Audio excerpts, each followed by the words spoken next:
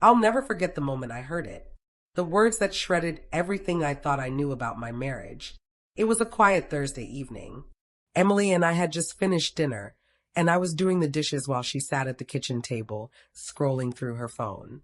I thought she was checking emails, maybe a text from her sister. But then I heard it, her voice low, careless, and full of contempt. I don't know why I even stay with him. He's useless sometimes. The knife in my hand froze midair. My reflection in the sink distorted, and I couldn't breathe. Did she just say what I think she said? I set the dish down slowly, trying to make sense of it. My heart pounded, a mixture of confusion, anger, and a cold, hollow ache. Could she really feel that way? Could she really think that about me after everything? I wanted to confront her immediately, but a small, stubborn part of me hesitated. I didn't want to overreact. Maybe she didn't mean it. Maybe it was just frustration. I tried to convince myself of every rational explanation I could think of. But over the next few days, I couldn't shake the words. They echoed in my mind, distorting every memory, every shared laugh. I started noticing the subtle things I had ignored for months. Her phone always face down, the little smirks when texting someone in private, the sudden excuses about late nights at work. I questioned myself first. Was I imagining things? Had I become too sensitive? Was I failing her somehow? Then came the messages. I wasn't snooping, not at first.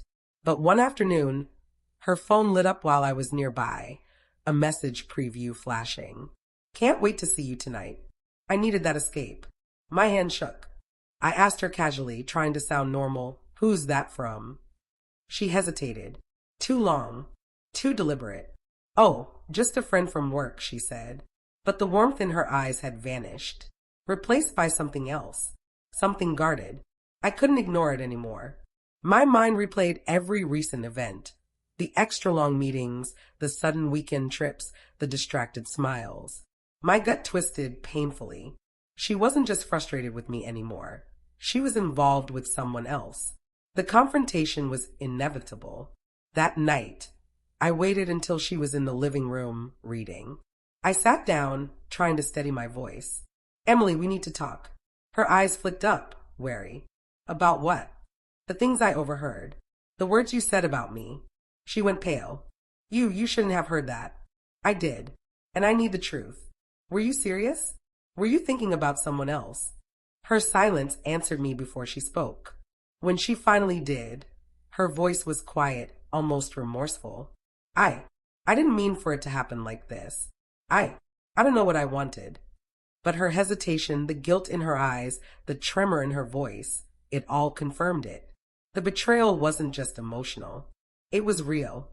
It had been happening under my nose, carefully concealed, leaving me to believe in a love that was no longer intact. The days that followed were unbearable. Every memory of our life together now felt tainted. The vacations, the shared jokes, the quiet Sunday mornings, they all carried the weight of deceit. I found myself scrutinizing her every word, every gesture, wondering which moments were genuine and which were lies. She tried to explain. She said she felt trapped, lonely, unappreciated. She talked about her mistakes, about seeking attention, about being human. And I wanted to understand. I wanted to forgive. But I couldn't. Not yet. Not when the trust that had been the foundation of our marriage had crumbled. The turning point came one evening when she asked me if we could work through it. "Maybe we can rebuild," she said, hope flickering in her eyes. I realized then that some things can't be fixed. Trust, once broken, leaves a scar that never fully heals. I loved her, yes, but I also loved myself enough to know that staying would mean erasing the hurt, pretending the betrayal hadn't happened. "I can't do that," I said quietly. "I can't pretend that your words, your choices don't matter. I have to leave, not because I stopped loving you, but because I have to protect myself." Her tears fell silently, a quiet acknowledgement of the consequences we both had to face.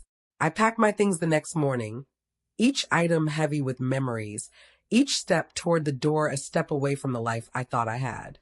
Leaving wasn't dramatic.